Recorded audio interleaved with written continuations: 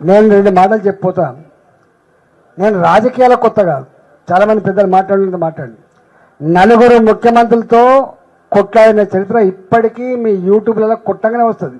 ఈటల అంటే ఎవడో పెద్ద పెద్ద ముఖ్యమంత్రులు అన్నాడు, ఇంకా టాల్ పర్సనాలిటీస్ వాళ్ళు.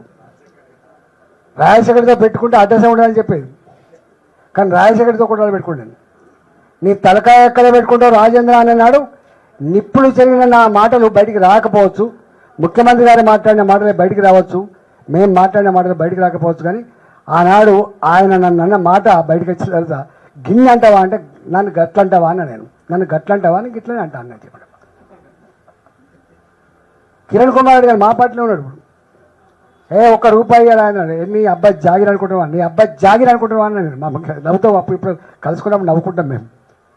Just as a servant of the state mister ముఖ్యమంత్రి, you are not the owner of the state అని చెప్పాను నేను. అట్లా నన్ను పడుకొని నిన్న మొన్న ఒక ఆయన స్టేట్మెంట్ ఇచ్చాడు, ఫైటర్ కావాలి. ఏ ఫైటర్ కావాలి? స్ట్రీట్ ఫైటర్ కావన్నా? స్ట్రీట్ ఫైటర్ కావన్నా? ఏ ఫైటర్ కావాలి? అరే సందర్భం వచ్చినప్పుడు కుంభస్థలం మీద కొట్టే దమ్మున్నోడు కావాలి, గుర్తుపెట్టుకో. కుంభస్థలం మీద కొట్టే దమ్మున్నోడు కావాలి. గట్టిగాకి చిన్నకి గల్లీలాకి గా స్టేట్మెంట్ పడి వాడు ఫైటరా? ఫైటర్ నీ రాజ్యం, నీ అహంకారం, నీ చేతిలో అధికారం ఉన్నాడు, నువ్వు ఎంత రానోడు గొప్పోడు తప్ప వాడు ఫైటర్ తప్ప వీడు ఫైటర్ కాదు. అందుకని రకరకాలు ఉంటాయి. మాలాంటి వాళ్ళం ఊరికే మాట్లాడాం, మేము మాలాంటి వాళ్ళు ఊరికే మాట్లాడాం. సందర్భం మాత్రం జయజమ్మతో కొట్లాడే సత్తా ఉన్న వాళ్ళం మేము. ఇవాళ ఈ ముఖ్యమంత్రి కూడా కొట్లాడేది నేను.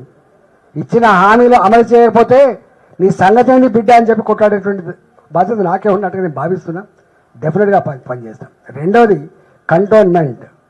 డెఫినెట్గా ఇప్పటిదాకా ఒకరు గుర్తు చేశాడు, నీ రాష్ట్ర ప్రభుత్వ నిధులు కేంద్ర ప్రభుత్వాన్ని ఎవరు జాగీరా? అరే జాగీర్ తెలంగాణ ప్రజల జాగీర్, ఇది ప్రజల జాగీర్, ఇది ఎవరి జాగీర్ కాదు. ఇది ఆఫ్టర్ ఆల్ రాజ్యాంగబద్ధంగా సంక్రమించబడ్డ నీ కార్పొరేటర్ పదవి కావచ్చు, ఇవాళ వారికి వచ్చినటువంటి ఈ కంటోన్మెంట్ వైస్ చైర్మన్ కావచ్చు, వచ్చిన ఎమ్మెల్యే పదవి కావచ్చు, వచ్చిన ఎంపీ పదవి కావచ్చు, ఇవాళ వచ్చిన ముఖ్యమంత్రి పదవి కావచ్చు, వచ్చిన ప్రధానమంత్రి పదవి కావచ్చు, రాజ్యాంగబద్ధంగా ప్రజలు ఆశీర్వదిస్తే వచ్చిన పదవులు తప్ప నీ జాగీర్లు కాదనే విషయం మనం మర్చిపోవద్దు.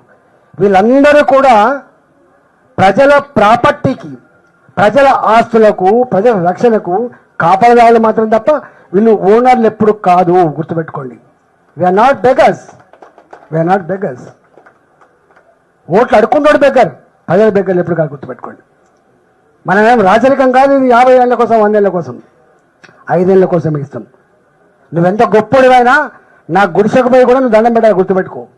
నా గుడిసెపై దండం పెట్టు. That is the beauty of the democracy. అందువల్ల ఇవాళ ఎవరు నాకు పదవి వచ్చింది, నేను ముఖ్యమంత్రిని, నేను ఇదాన్ని చెప్పి విరవిగే సిస్టమ్ నడవదు. 100కు 100% నాలాంటోడు అంత ఈజీగా వదిలిపెట్టాడు కాదు. కంటోన్మెంట్ బోర్డు మీటింగ్ పోతా, పక్క మున్సిపాలిటీ మీటింగ్ కూడా పోతా, జిహెచ్ఎంసీ మీటింగ్ కూడా పోతా, ముఖ్యమంత్రి సభకు పోయే హక్కు లేకపోవచ్చు కానీ ముఖ్యమంత్రి గారి దగ్గర కూడా పోతా. ప్రధానమంత్రి గారు అయితే పక్క ఏం రాజేంద్ర అనే ఆ సంబంధం ఉంది కాబట్టి మొట్టమొదటిసారి కలిస్తే దగ్గర గుంజుకొని మాట్లాడి యు ఆర్ గ్రేట్ అని చెప్పి నన్ను ఆశీర్వదించిండు. కేంద్ర ప్రభుత్వ పరంగా ఉండేటువంటి ఏ బాధ్యతలు ఉంటాయో దాన్ని తప్పకుండా చేసి పెట్టేటువంటి సత్తా ఉన్నాడు నేను.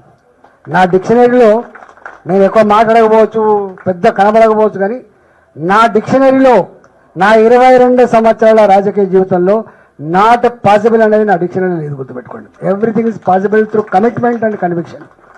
సాధ్యమవుతుంది. ప్రజలకు ఈ పని ఉంది అన్నప్పుడు దీనికి ప్రొవిజన్ ఎక్కడుందని చెప్పి అంటే నేను చాలాసార్లు ప్రశ్నించా. ప్రొవిజన్ భగవంతుడు ఇయ్యడా, ప్రొవిజన్ మనం ఇస్తామని చెప్పినాం. నీకు అధికారం ఎందుకు ఇచ్చిండు? నువ్వు దద్దమా అని ఇయ్యలే. మారుతున్న పరిస్థితులలో నీ గతంలో ఉన్న ప్రొవిజన్ లేకపోతే ప్రొవిజన్ సృష్టించుకొని ఇవ్వడానికి కోసం మాత్రమే ఇచ్చింది తప్ప జడ పదార్థంగా ఉండేది కాసుమా. ఇది స్టాటిక్గా ఉండదు, డైనమిక్గా ఉంటుంది. మారిన పరిస్థితికి అనుగుణంగా మారాలని చెప్పి అనేక సందర్భాలు చెప్పిన సందర్భండి.